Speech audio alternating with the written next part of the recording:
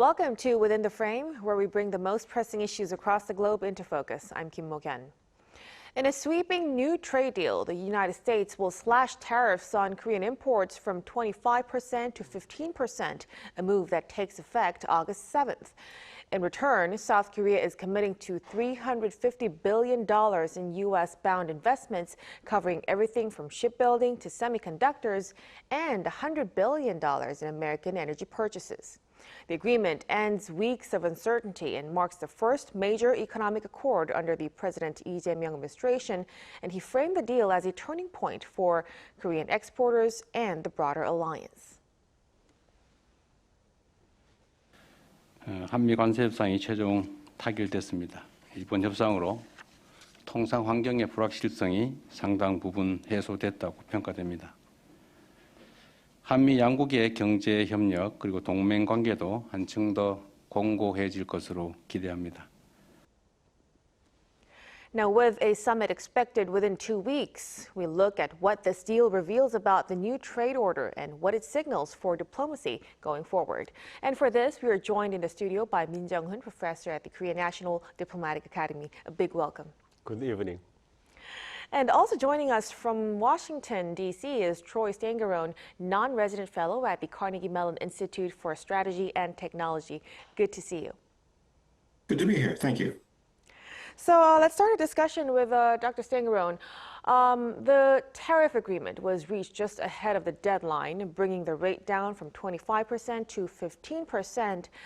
With investment and LNG deals on the table, how would you assess the overall impact of this deal? This is a good overall agreement for South Korea. I know there is going to be a temptation to baseline this against the U.S. FTA, but the broader reality is that we no longer live in that world. President Trump has made clear that he wants to take and reshape the United States trade relationships. He's seen the U.S. FTA as something of an agreement that has worsened the trade deficit with South Korea. It grew both before he came into office the first time and has essentially doubled since he left office the second time. And so from the United States perspective and President Trump's perspective, the U.S. FTA hadn't worked. So when we look at this overall agreement, I think the key objective for South Korea's negotiators was to make sure that they maintained competitiveness with the European Union and Japan. And once Japan had set its deal, in essence, the baseline terms of any agreement had been set. And Korea, in essence, was able to secure a similar deal to what Japan and the EU put on the table. So while this is not necessarily as good of terms as Korea had under the U.S. FTA, given the new broader trade environment that we live in, this is a good agreement for South Korea. Right. So the trade environment definitely has changed, and it seems like we have maintained competitiveness in the latest deal. Now, the latest deal for South Korea, Professor Min, has been tested as a major test for the Lee Jae Myung administration's pragmatic diplomacy. So given that the deal has been held right up to the final hours, I wonder, what did you make of the latest agreement? Yes, so basically I think South Korea did a good job in terms of most importantly protecting its economic interests in American markets and maintaining favorable relations with the U.S. As you know, U.S. is number one ally and friend of South Korea in the global security arena.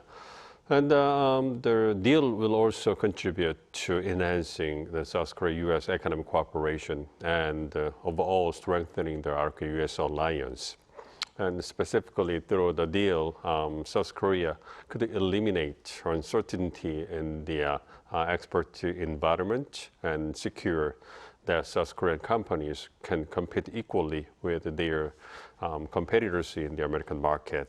And in addition, the $350 billion investment fund will solidify the foundation for strategic industrial cooperation between South Korea and U.S. And the strategic industrial cooperation would be the engine for the future growth of South Korea and industry and the economy overall. And the fund will play a significant role in facilitating the active entry of South Korean companies into the U.S. industrial market, where South Korea has strengths like shipbuilding, semiconductors, secondary batteries, and biotechnology and energy. And more specifically, $150 billion will be solely the used to shipbuilding cooperation, and it will greatly support South Korean companies' entry into the U.S. shipping industry. It is kind of opening a new market for the shipbuilding industry of South Korea.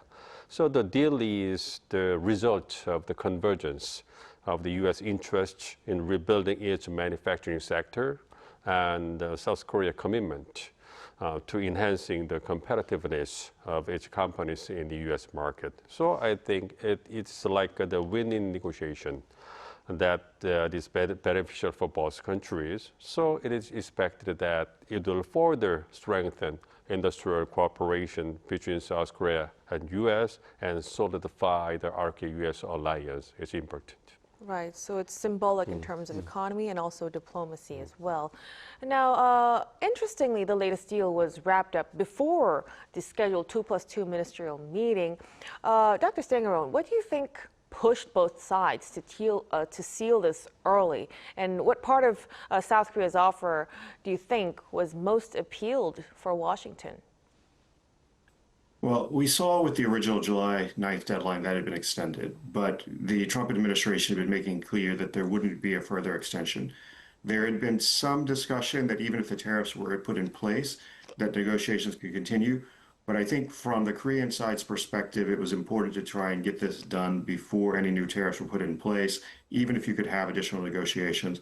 And from the U.S. side, I think the administration wanted to continue building on the momentum from the deals with Japan and the EU to show they could achieve these agreements and try to take and push other trade partners such as India into taking and reaching a deal, which they weren't able to do.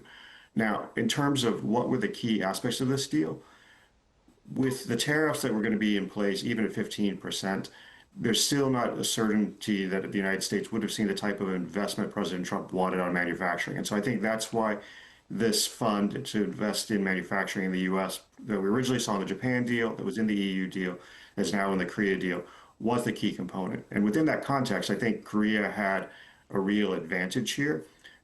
We saw with Japan that there was a reference to shipbuilding, but there's been much more detail. We know that specifically $150 billion is going to go into shipbuilding from Korea and the United States. And that actually makes a lot of sense in terms of the broader strategic picture. The United States shipbuilding industry has essentially withered over the last few decades.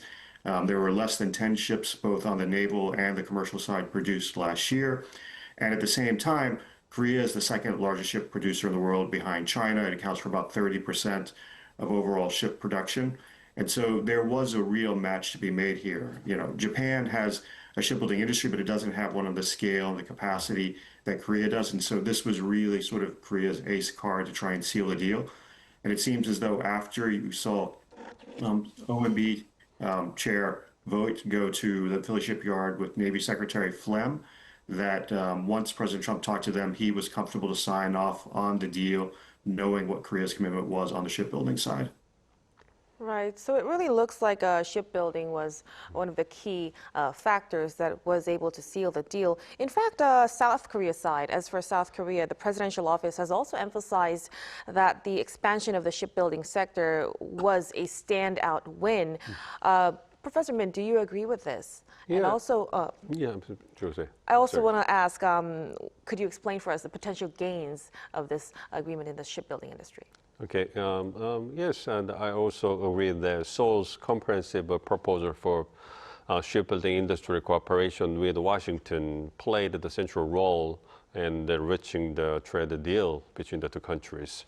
During the trade negotiations, South Korea proposed a large-scale cooperation project called the MESCA, Make American Shipbuilding Great Again, considering that the Trump government want to rebuild its shipbuilding industry in the face of China's overwhelming capacity in the sector.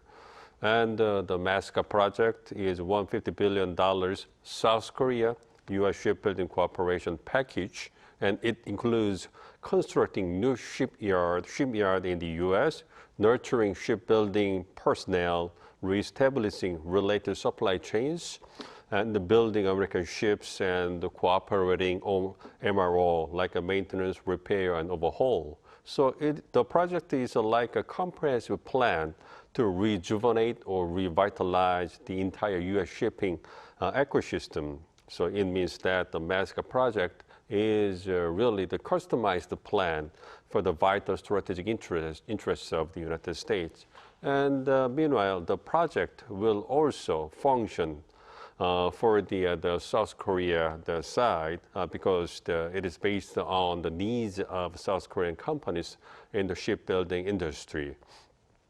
As you know, the project will create new opportunities for South Korean shipbuilding companies and provide them with a chance to grow by expanding its business boundaries to the U.S. soil. And it is known that President Trump highly assessed South Korean shipbuilding industry's capabilities and requested South Korea to ensure that shipbuilding efforts in the U.S. will proceed as quickly as possible. So taken together, enhancing cooperation in the shipbuilding industry reflects both countries' interests, and there is no doubt that MASCA's project contributes the most to reach the trade deal between the countries.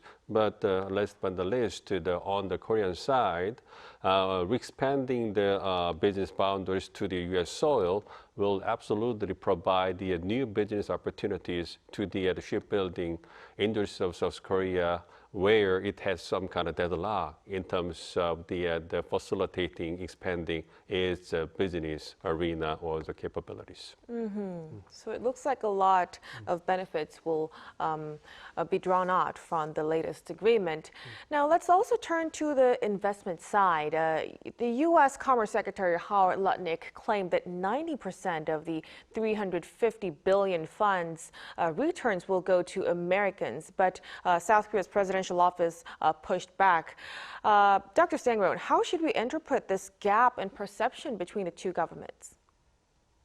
When the fund in Japan was first announced, there was this same difference in perspective. We saw this with the EU fund as well. I think this is where there is a saying going back to the first Trump administration that you should not take President Trump literally, but seriously. That, even though this is Lutnick saying this, we saw the same comments from President Trump, that's the context we should put this in. That, right now, what the Trump administration is trying to do is to present a win to the United States and to their base.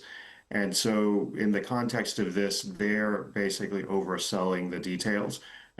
We shouldn't be surprised by that. This is sort of standard procedure with this administration. And we saw, Japan has pushed back on this idea of the details. The EU has pushed back. And so I think at the end of the day, what we've seen in terms of what's been put out by the Korean government, it's in line with what we saw from Japan. It's in line with what we saw from the EU, that, one, this is going to be a combination of investment directly, loan guarantees and credits, that this will be done based on, in essence, what is in the best interest of Korean companies. And we saw in the Korean context, they said, this 90% issue, that really what this is the potential for reinvestment of profits in the United States. It's not money going back to the United States. So I think the details on the Trump administration side are often sort of glossed over and polished up to look as good as possible. But at the end of the day, the hard details are probably much more in line with what we've seen from the Korean government. Right. So we'll have to keep close tabs on how the details will come out. Now, as for Korea domestically, the biggest concern was agriculture sector, Professor Min. But Korea successfully avoided further opening its rice and beef markets. Do you think this could be seen as a key defensive win in terms of food security and farmer protections? Yes, absolutely. I agree with your point of view about the protecting the agricultural and livestock industry. But I also think that the best job for South Korea and in this trade deal is to lower the reciprocal and auto-specific tariffs down to 15% and allow South Korean companies not to be disadvantaged when they compete with their major competitors in the U.S. soil. And again, I also think that South Korea did a good job in terms of not further opening its markets for agricultural and livestock products. As you know, further opening rice and beef markets, for example, can bring about a political backlash in South Korea and does not offer meaningful benefits to the American exporters. Specifically, it is known that U.S. Strongly pushed for opening those markets during negotiations, but both sides finally agreed not to further open South Korea's rice and beef markets, considering the food security concerns and political sensitivity of the agricultural sector in South Korea. So you may still remember what happened in 2008. There were some massive protests in South Korea when South Korea tried to lift the ban on American beef from cattle aged 30 months or older during the mad cow disease, the scare. And in addition, 99.7% of South Korea's agricultural sectors was already open under the South Korea-U.S. FTA, free trade agreement. So only about 10 provisions or the remaining 0.3% reserved, so very small portion of the market. And South Korea is already one of the top 5 importers of American agricultural products. And the South Korea, the trade deficit with the U.S. in agricultural and livestock products amount to about $8 billion or about 11 trillion won last year. So overall, South Korean trade delegation highlighted these features and situations to the U.S. counterparts, and finally, they reached an agreement not to further open the South Korea's agricultural livestock the products market. So I think that they did a fine deal in terms of the agricultural industry. Mm-hmm.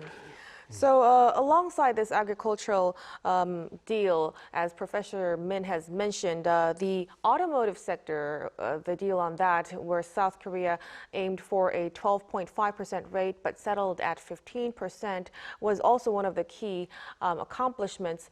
Dr. Stangerone, how does this, do you think this erodes Korea's FTA advantage, and what do you think is the likely impact on Korean auto exports? Well, on a nominal sense, yes, because in essence, both Japan and the EU on any exports to the United States faced a 2.5% tariff prior to the Liberation Day tariff by President Trump being put in place. And so in that context, now that Korea and Japan, the EU are all on even footing, there has been a slight erosion of the competitive advantage that Korea had. But what we've seen at the same time is that Hyundai and Kia both have a long-term strategy to take and build more production in the United States. We saw the opening of the Meta plant in Georgia, which can produce, once it's fully online, 500,000 vehicles. We've seen Hyundai made the commitment just before the Liberation Day tariffs were announced to invest an additional $21 billion in the United States in areas like secondary batteries, expanding the plant in Alabama, taking and building a new steel facility in Louisiana to take and support its auto production in the United States.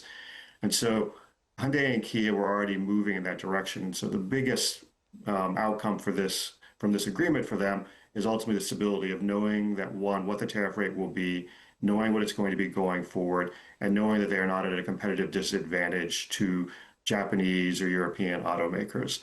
At the same time, we're also going to, I think, see more indigenization of production in the United States as well. This is the direction that President Trump wanted to go in. And so from that perspective, the Trump administration has gotten something out of this deal that they want. But ultimately, this creates a level playing field for Korean automakers in the United States. Right, definitely.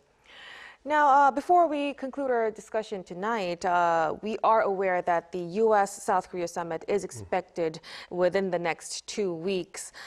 Trade has dominated this current deal, but security issues are likely to be next. Professor Min, what kind of key agenda items do you expect for the summit? And also, if defense cost-sharing issues comes up, how do you think South Korea should prepare for that? Right. As you know, the Foreign Minister Foreign Minister of South Korea, Cho Hyun, is currently visiting Washington, and he met his U.S. counterparts like State Secretary Marco Rubio.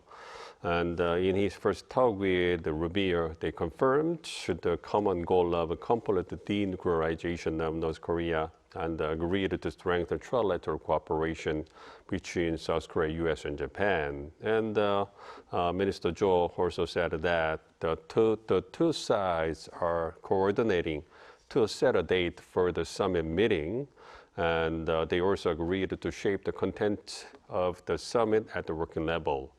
And regarding the summit agendas, the two leaders are expected to discuss various security or alliance issues like reaffirming robust ROK-U.S. alliance, confirming joint defense posture against North Korea's growing military threats, and revitalizing North Korea-U.S. talks, alliance modernization, expanding defense spending, and burden sharing. So, for example, regarding defense spending, South Korea is open to talk about increasing its defense spending in line with the international trend. Currently, it is known that South Korea's defense spending takes about 2.4% of its GDP. And that it's likely that South Korea is gradually increasing defense spending in the coming years. So if the agenda is discussed in the upcoming summit, the two leaders are easily agreed to cooperate in terms of the increasing the defense spending of both countries. And meanwhile, concerning burden sharing, we can see a little bit different opinions about the matter between the two countries.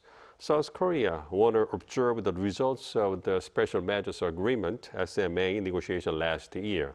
As you know, Seoul and Washington signed the 12th SMA for the 2026 to 2030 period last year, and it was agreed that South Korea would pay about 1.5 trillion won next year. So it shows that South Korea makes a significant and possibly sufficient contribution for the matter. So if the President Trump argues that the two countries needed to renegotiate the SMA again sometime later this year, there would be some kind of dispute or the opinion gaps between the two countries.